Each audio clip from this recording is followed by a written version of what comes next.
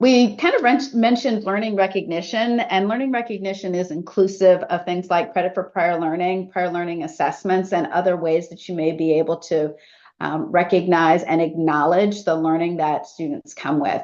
So students who are awarded credit for prior learning actually take more credits on average than students who aren't awarded credit. So one of the arguments that we a lot of times hear for not doing CPL is that, oh, that means that students aren't going to be taking my courses, so my courses are going to get canceled. And the reality is that there's plenty of research that shows they actually end up taking more credits because they have that firm foundation and feel much more comfortable. And the more that we see conversations around the value, students questioning the value of post-secondary, doing this helps them to underscore that value proposition. There are a couple of key elements for credit for prior learning. So thinking about making it systemic as much as possible. Some of the priorities that Jeremy outlined for the 2IA awards are things that are systemic, not little one-off boutique programs, but things that can be systemically applied for learners.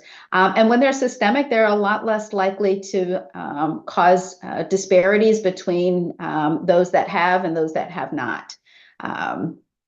Making them transparent, making sure that students know about it and can see it. Obviously, faculty driven. Faculty are the owners of the curriculum, so we want to make sure that credit for prior learning is something that the faculty can drive what that process looks like.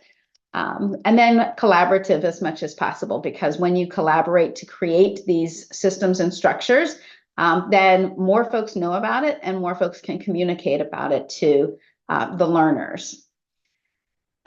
This is just a couple of key things that will help for scaling credit for prior learning. So agreeing on what the modalities are depending on program, building institutional capacity, so identifying what's working, so those assets.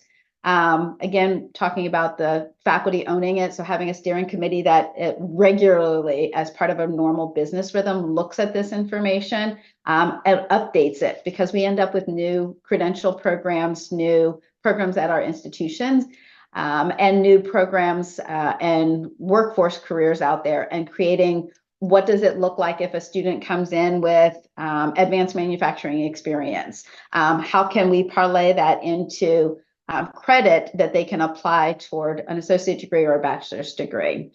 One of the other things that becomes really important as we go through this work is the agreements that faculty make at a community college, making sure that those are made with an eye not only about here's the student in front of me at my institution, but what are we putting in place that's going to help that student when they transfer to the four-year institution? It doesn't do any good if a community college awards credit for this particular experience or learning that a student has, and then when they get ready to transfer to the four-year institution doesn't also recognize it.